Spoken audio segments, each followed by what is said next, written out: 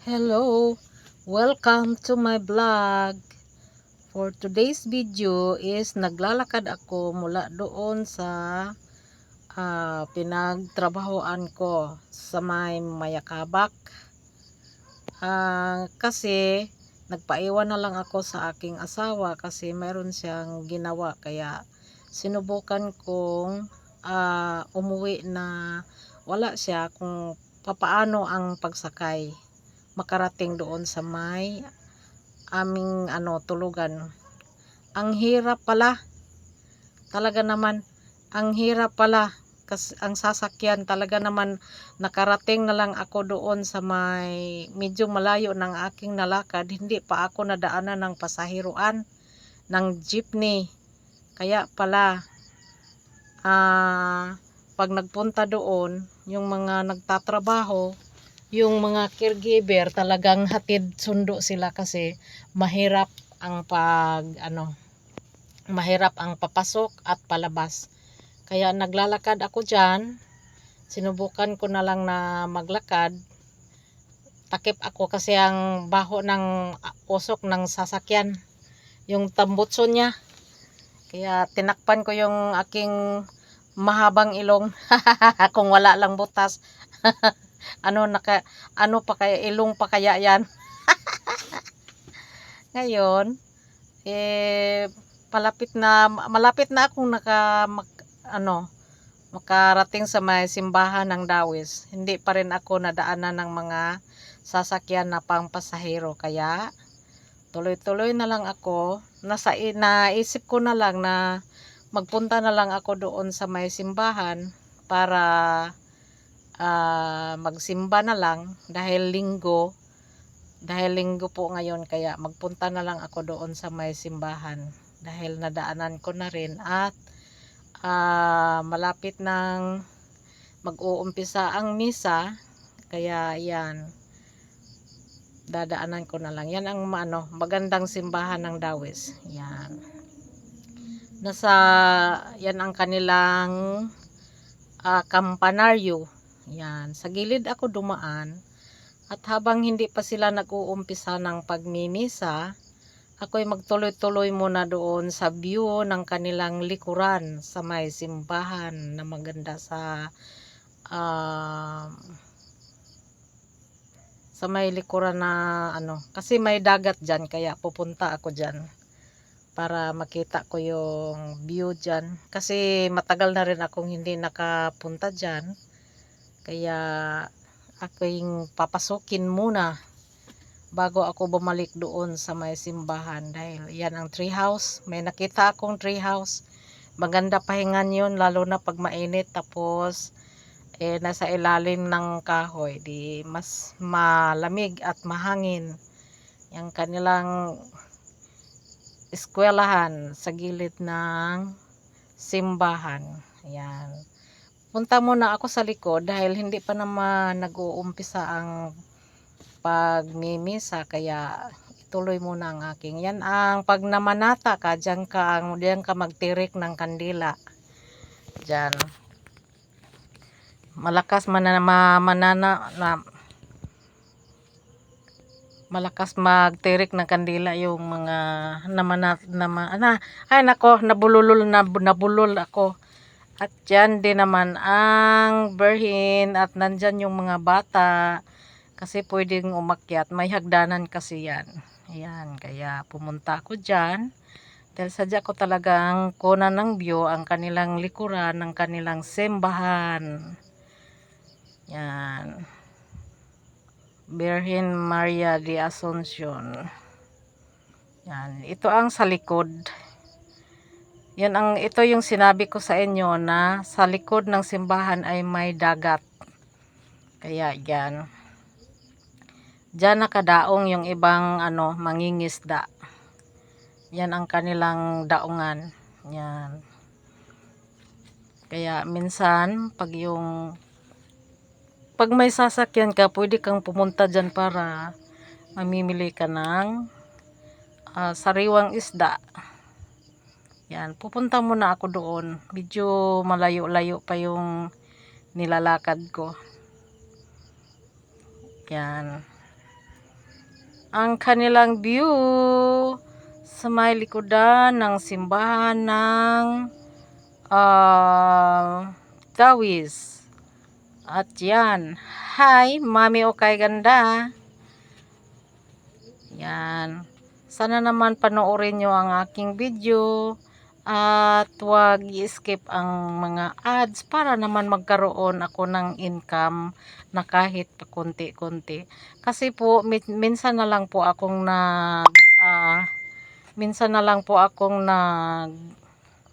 upload ng video gawa ng hindi maganda ang aking internet.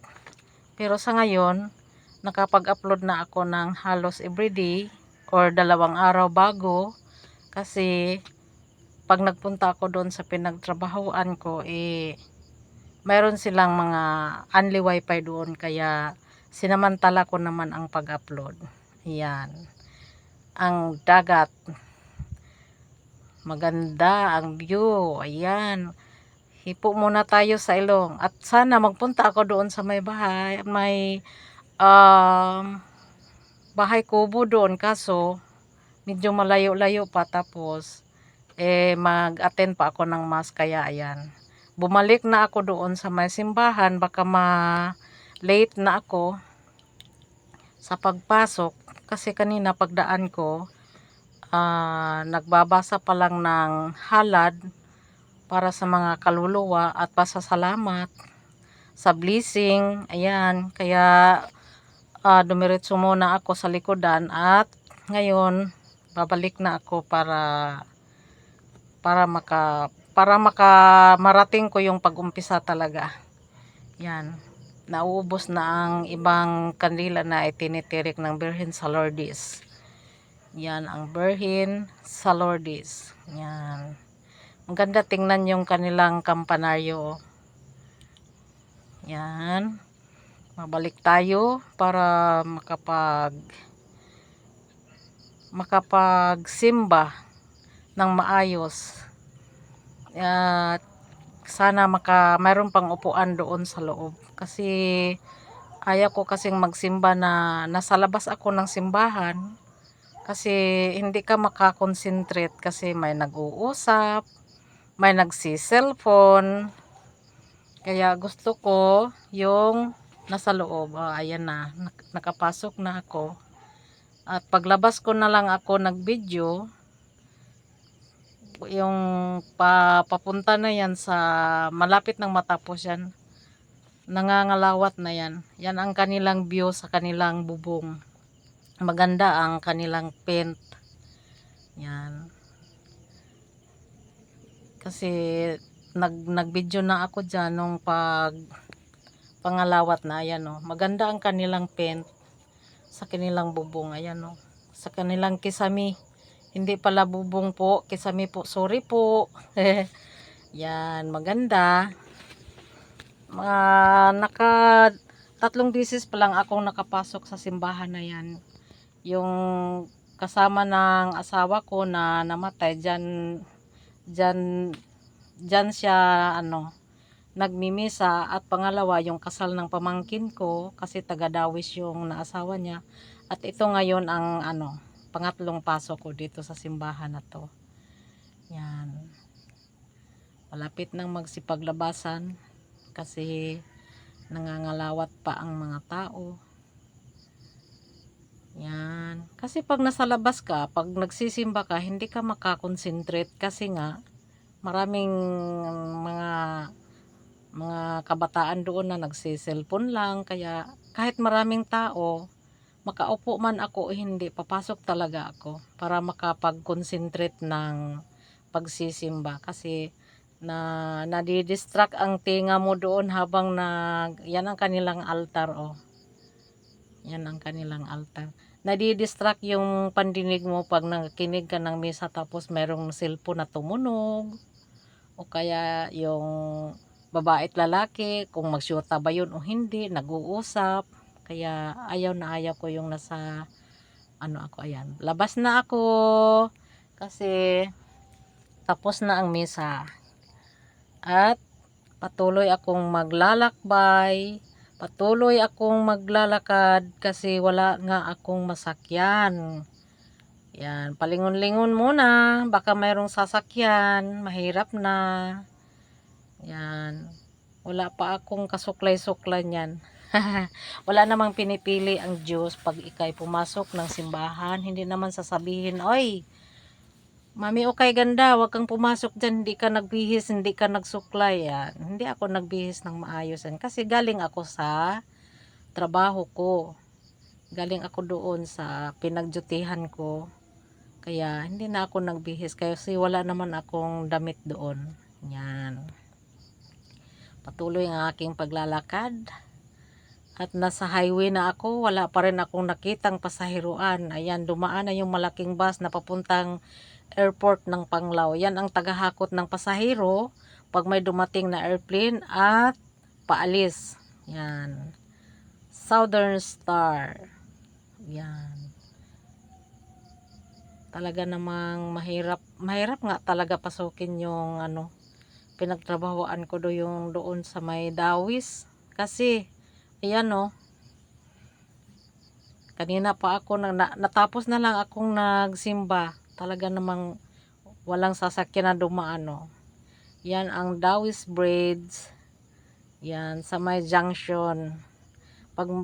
Sa gabi, sa hapon, sa ngayon mga anong oras na to, mga 4 PM na Alas 4 na ng hapon yan. Nag-umpisa na yung mga tao dyan na makaupo dyan sa tabi.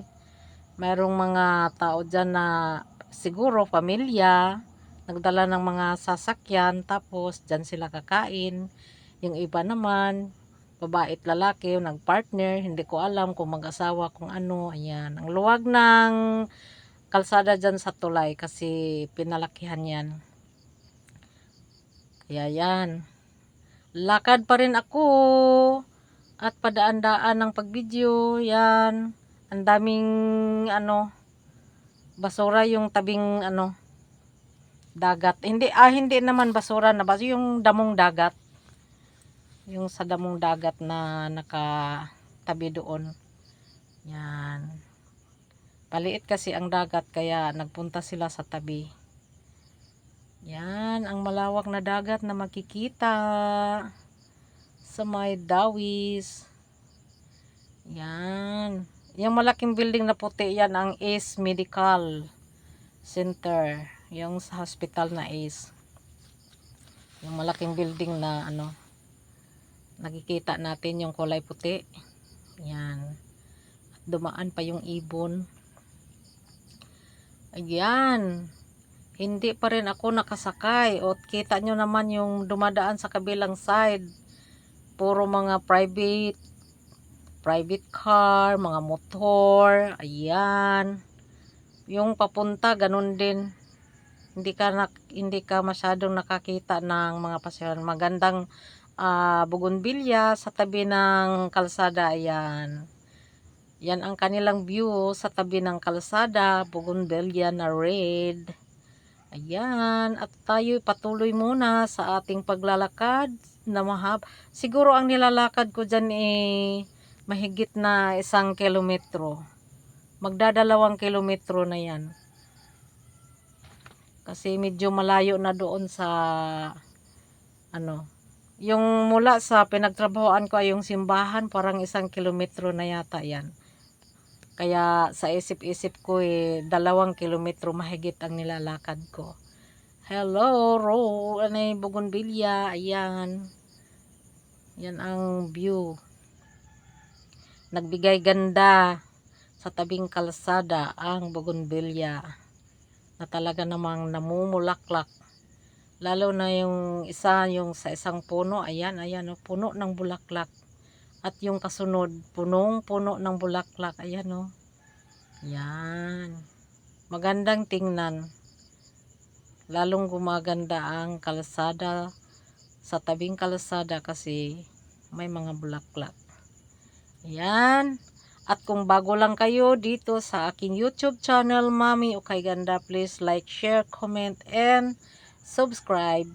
At pindutin ang notification bell para updated ko kayo sa lahat ng aking mga bagong upload na video. At huwag kalimutan, huwag i-skip ang mga ads para mayroon po akong maliit na income kasi hindi naman ako gaanong maraming viewers, kaya yan paunti-unti lang para naman makapagsahod.